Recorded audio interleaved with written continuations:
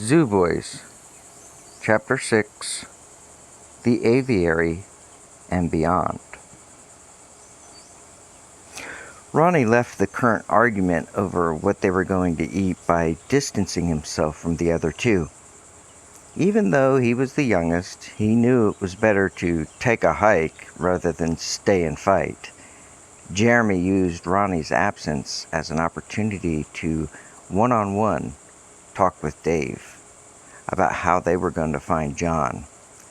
They kept their voices down and their eyes on Ronnie, still not wanting to alarm him. They watched and heard Ronnie as he shouted out the words on a sign in front of him. Aviary, yeah. He tried and tried again. Aviary, yeah. Jeremy, flabbergasted with Dave and a little frustrated with Ronnie's inability to read, walked over to Ronnie. Dave protested, "Don't just walk away from me." Jeremy did anyway. Ronnie was still trying. Aviary, Avaria. He was saying it over and over, louder and louder. Jeremy came to his rescue. "Here, let me." Ronnie let his friend step in. Looking over his shoulder, he looked at the word, but he did no better. Oh yeah, it's a hard one. Funny how you can write pretty good, but you have such trouble reading. Ronnie defended himself. "You're having trouble too." Dave came over to join them. Dave struggled with reading, but still felt sure that he was smarter than his younger friends. He knew he was smarter in some ways. Dave decided he would try reading what was written below the word that they were wrestling with. "You are now in the..." There was the same word in the first sentence. He skipped over it and tried his best at besting his friends as he read on. "A large cage." "Cool." He read on with more excitement. "This building is an enclosure." Jeremy read the next word for Dave. "Enclosure," Dave insisted. "I know. Shut up, you didn't give me time." "Enclosure for keeping birds in." Dave gave a sigh of relief, having completed the task. Another game won for now. Ronnie still had questions. "Birds? Aren't the birds just going wherever they want?" Jeremy confirmed. "Well, they are now." He pointed to the ripped screens and high ceiling that had several holes in them. Then it dawned on Dave what the word was. Jeremy's explanation gave him the understanding needed to solve the final piece to this new puzzling word. "It's aviary." Dave spelled it out, looking at the letters on the sign. Aviary. Ronnie added, "Why?" Jeremy and Ron looked at each other and spoke in unison. "Why? Because we like you." Then they sang the old Mickey Mouse Clubhouse song. M-I-C, see you real soon. K-E-Y, why? Because we like you. M-O-U-S-E. They laughed. David scolded them with a baby mimic sing-song. "Why? Because I love O-F you guys." Jeremy turned and shoved Dave, who shoved him back immediately. Ronnie stepped away once again, not wanting to be pushed to the ground. He knew that either one of them could beat him up with hardly any effort. Dave shouted, "Learn to read!" as he now punched Jeremy's arm. Jeremy came back with the same punch, but with the knuckle of his middle finger protruding out from his fist. His words came out in syllables as he reared back and thrusted forward. He served one punch per syllable. "You learn to pronounce." That triggered a full-on fight. Dave came at him, plowing his fists into his friend's stomach. 1 word per punch. You learn how to. Then Dave broke into delivering punches per syllables as well, but he made a 1-syllable word into 3. Ra-e-da. Those impacts hurt, but they only spurred Jeremy to come back at his opponent with an extra strong fueled anger.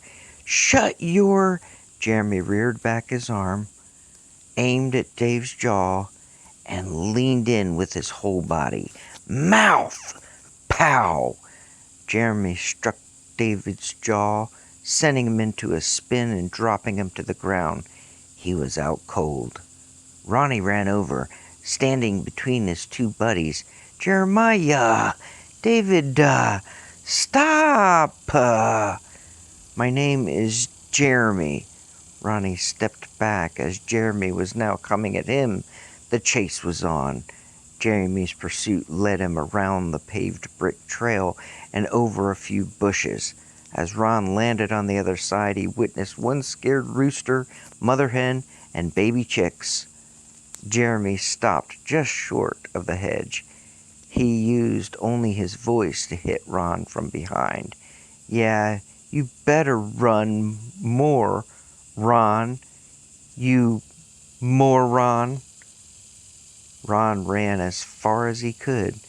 The building may have had holes in its screens, but its walls still contained anything without wings or the ability to climb. As Jeremy turned back toward Dave, where Dave landed, he bumped right into John.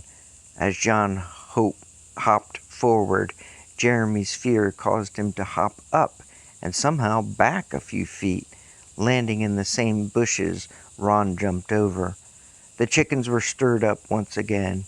Geez, where you come from, John? John answered, the sky. Jeremy apologized. Oh, yeah, we tried to shoot at you. I mean, at the flying...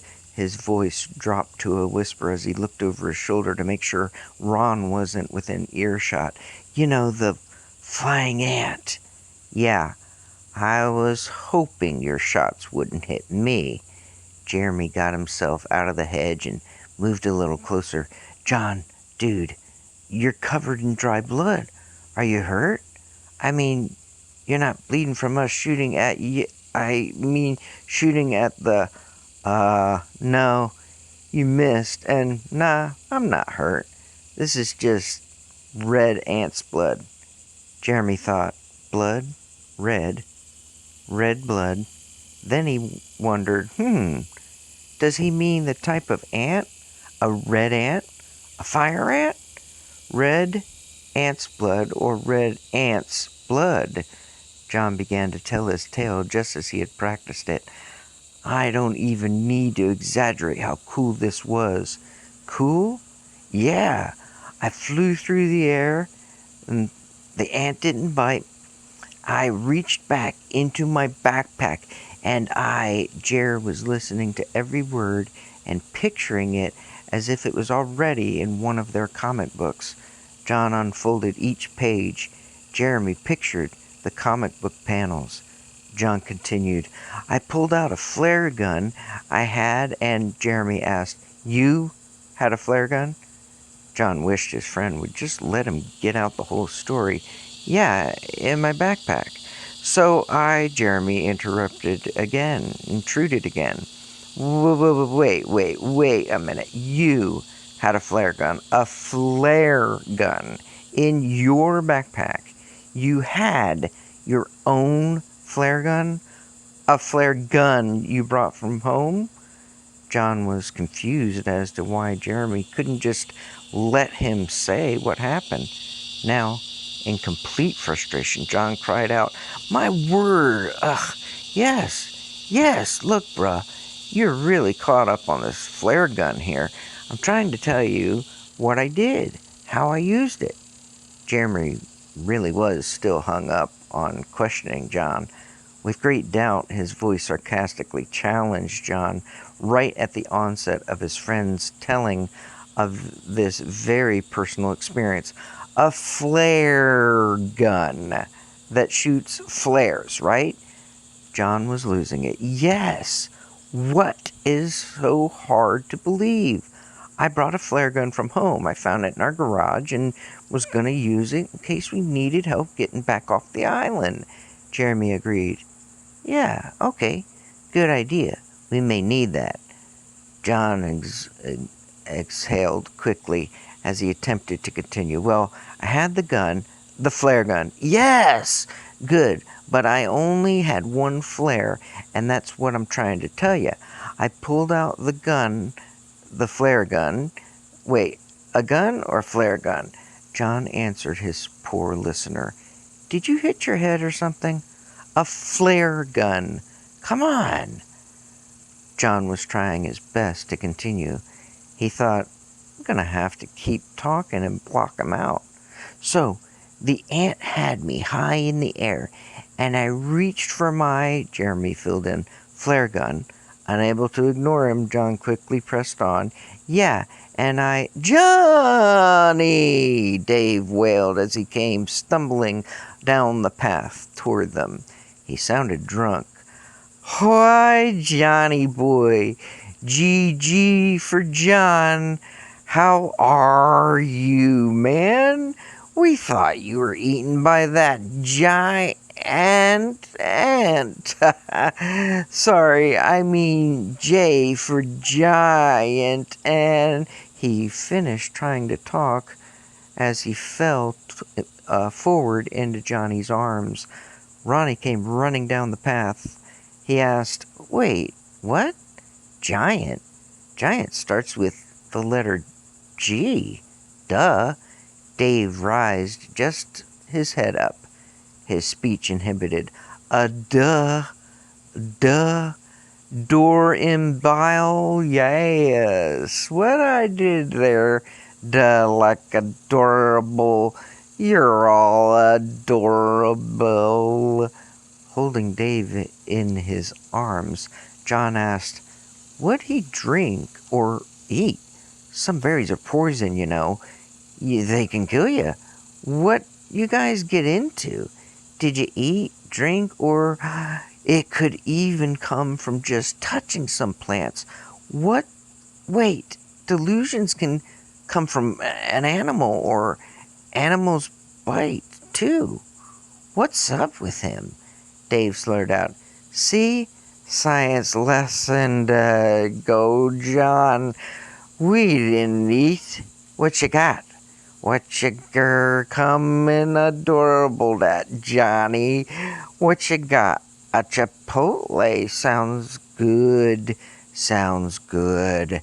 John responded. Seriously, what did he eat? Ronnie held his hand up like a Boy Scout making a pledge of honesty. Nuttin'. But Jeremy did knock him out.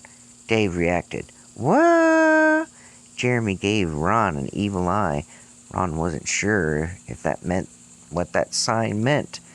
Is the chase still on? He had honestly already forgotten why Jeremy was chasing him to begin with. Dave said again, Way, what? Jeremy tried to convince Dave. No, I didn't hit you. You tripped and you banged your head. This time John asked, what? Jeremy continued to defend himself. Yeah, he fell over. Jeremy's eyes darted to the sides of the path, searching for the name of some object he could cast the blame on. The first thing he saw was a chicken. Yeah, Dave objected. A trippin' chicken? I tripped on a chillins. Jeremy had to go with it now. Uh-huh. Look, there they are. Look. See 'em? See for yourself. John could tell by the look on Jeremy's face and quivering sound of his voice. He was caught up in this lie. Ronnie joined in on it by shaking his head up and down vigorously. He knew that it was better to stay on Jeremy's good side. While nodding yes, he invested faith in the hope and belief that what Dave didn't know wouldn't hurt him. Or would it? John took over. Dave, I think you may have a concussion. Sit down. Dave smiled as his words spilled out of his fogged-up mind. A concussion? I want a concussion to lay down on. I am sleepy. Sleepy percussion sleep. Dave had no idea that just a little while ago he was out cold. He continued to muddle his words. Hey, John, we read a sign while you were flying high above with the giant ant. Ronnie chirped, Flying? Flying giant ant? Dave pointed at Ron. Yep, your aunt is giant. Your aunt is giant. You filthy little animal. Oh, but you are adorable. Adorable. Found a door? They wondered where Dave was going with the tale unfolding from his weird tongue. Dave's words rolled around in his head and eventually out of his mouth, while still holding on to John for stability. Dave's whole body unfurled. Yeah, a door.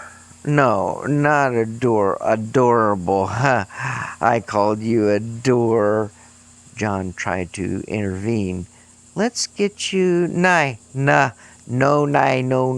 nose, you nosy, noisy, nosy, no. Dave surprisingly stood up straight and quickly collapsed back into John's arms. That didn't stop him from taking his finger, reaching up and touching John's nose. Boop, beep, boop, boop, boop. Did I tell ya? Hella ya. I had glad you're here. And here is a boop to your nose. John knew Dave was delirious now. Dave's playfulness removed all doubt. Dave addressed the other two boys. Yo, Gus, tellin'. Johnny boy, here's Johnny. No. Did you tell? Shh. Shh. He was desperately trying to pronounce his words clearly, but he was only able to slur loud, adding space in between each word. Did you two? Who tells John? His eyes shut and his body went limp. John forcefully suggested, Okay, look, let's get him to the ground. As John lowered him, Dave stood up on his own. He continued his interrogating question. Did you tell Jahan what Simon says? Tell him what sign says. Then a thought in Dave's mind that seemed to be on the same subject came oozing out. You guys remember when Rahan was in the back was shouting out a word? He saw a sign. He asked, What is onion? First onion. And why is there a bank for onions? That's a good question. What is First Onion? But no, a First Union Bank. Huh? Union don't know. You don't know. John tried his best, persuading Dave to just rest until they found out what to do, how to help.